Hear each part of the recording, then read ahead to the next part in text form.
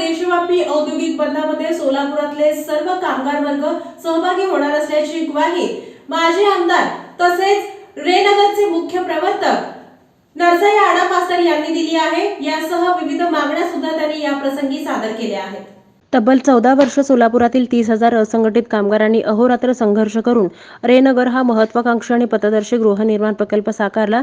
या वसाहतीत वास्तव्यास येणाऱ्या लाभार्थ्यांच्या हाताला रोजगार, सर्वांना मोफत सौर ऊर्जा आणि वाढीव अनुदानाची गरज आहे। रेनगर उद्घाटनाप्रसंगी पंतप्रधान मोदी यांनी सोलापूरच्या जनतेला लष्करी जवानांचे गणवेश देऊन देण्याची निविदा जारी करण्याची गॅरंटी दिली होती, ती आजपर्यंत पूर्ण झालेली नाहीये। येत्या 16 फेब्रुवारी रोजी केंद्र सरकारच्या विरोधात देशव्यापी आंदोलन बंद हाक दिली असून त्यात हजारोंच्या संख्येने सहभागी होतील आणि विरोधी धोरणं राबवणाऱ्या मोदी सरकारला आगामी काळात पायउतार करायला भाग पाडतील असा दावा माकपचे ज्येष्ठ नेते माजी आमदार कॉम्रेड नरसई आडम मास्तर यांनी केला। 7 फेब्रुवारी रोजी सिटूच्या वतीने लढाऊ रेडीमेड शिलाई आणि यंत्रमाग कामगारांचा मेळावा पार पडला। यावेळी बोलताना आडम मास्तर म्हणाले, केंद्रातल्या मोदी सरकारनं कामगार आणि शेतकरी विरोधी कायदे आणून खासगी भांडवलदार आणि धनिकांच्या हिताला अग्रक्रम दिलाय। कामगारांनी अनेक वर्ष लढा करून मिळवलेल्या 24 कायद्यांपैकी महत्त्वाचे 29 कायदे मोडीत काढून 4 श्रमसंहिता मंजूर केल्यात। यामुळे कामगारांच्या कामाच्या ठिकाणी असणारे सर्व मूलभूत अधिकार संपुष्टात येणार आहेत। मात्र बड्या भांडवलदारांची मोठी थकबाकी माफ केली आहे, तर असं असूनही त्यांना सवलती देण्यात येतात। प्रत्येक व्यक्ती संघावरील वस्त्राशिवाय राहणं अशक्य असताना जे कुशल शिवणकाम करणाऱ्या असंख्य कामगारांना कोणत्याही प्रकारची सामाजिक सुरक्षा मिळत नाही। वर्षातून 4 ते 6 महिने काम या कामगारांना मिळतं। किफायतरामध्ये वस्त्र तयार करून मिळत असताना कामगारांना मात्र योग्य तो मोबदला मिळत नाही। मोठे भांडवलदार बसल्या ठिकाणी या कामगारांच्या मेहनतीवर करोडो रुपयांचा मलिदा मिळवून किमान वेतन, हजेरी कार्ड, प्रॉव्हिडंट फंड, पेन्शन आणि विमासारखा हक्क नाकारतात। तुटपुंज आणि अपुऱ्या उत्पन्नावर त्यांना आपलं जीवन जगावं लागतं। यासह विविध मागण्यांच्या संदर्भात आपल्या भाषणात त्यांनी अनेक मागण्या सादर केल्या आहेत। या मागण्या मान्य करूनही पंतप्रधानांनी त्यांच्या भाषणात एका शब्दाचाही त्यांनी उल्लेख केला नाही। या विविध मागण्यांसाठी 16 फेब्रुवारी रोजी देशव्यापी औद्योगिक बंद यशस्वी करण्याचं आवाहन करण्यात आलं आहे। त्यांचे आमदार असतील, खासदार असतील, मंत्री असतील, मुख्यमंत्री असतील, त्यांना विचारत जाऊन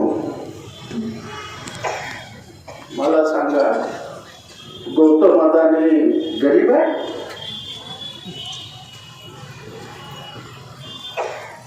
अंबानी गरीब आहे? टाटा गरीब आहे? तुम्हाला कल्पना?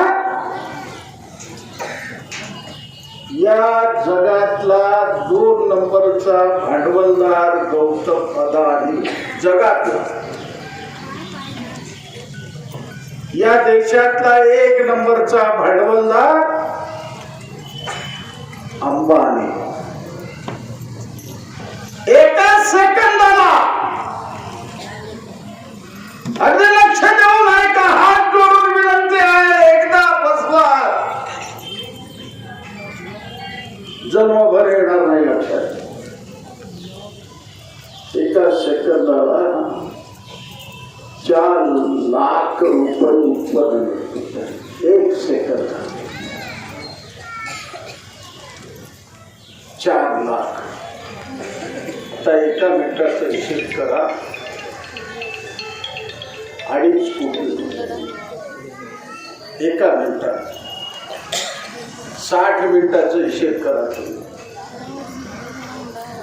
एका मिनिटाला 2.5 कोटी,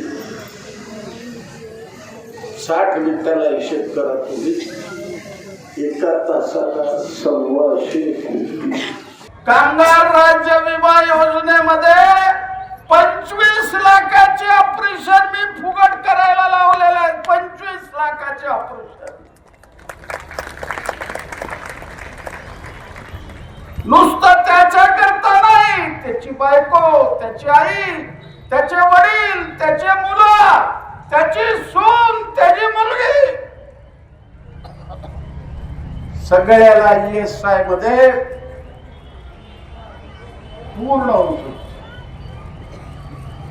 नुसता औषध उपचार नाही, आजारी पडल्यावर आजारीपणाची रजा 20 वर्ष 2 लाख रुपये कर्ज फेडायचं मी, महिन्याला 2100 रुपये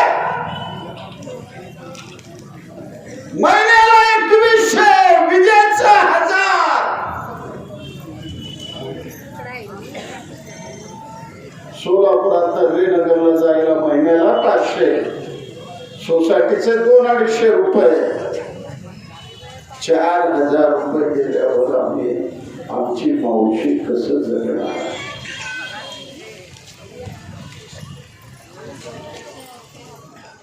अरे मला सांगा, पूर्वी स्कीम मध्ये काय होतं? माझ्याकडे कागद आहे, भारत सरकारचे कागद आहेत.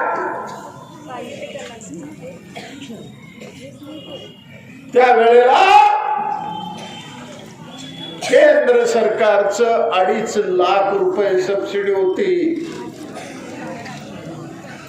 राज्य सरकारचं 2 लाख रुपये सबसिडी होती आणि पायाभूत सुविधा करता 25% रक्कम म्हणजे 25,000 रुपये असे सगळे मिळून आम्हाला ही घर 75,000 रुपये मध्ये बिनव्याजी बसत होतं. 1 रुपया मॅडम मास्तरने केलं नाही धाडस. कोण आहे दाखवा त्याला. आज गोदुताईमध्ये 10,000 घरावी दिला, 1 रुपया सुद्धा त्यांच्या डोक्यावर कर्ज नाही, 1 रुपया. यावेळी सीटूचे राज्य महासचिव ॲडव्होकेट एम.एच. शेख, रेनगर फेडरेशनचे अध्यक्ष नलिनी कलबुर्गी, रेनगर फेडरेशनचे सचिव युसुफ शेख मेजर आदींनी मनोगते व्यक्त केली.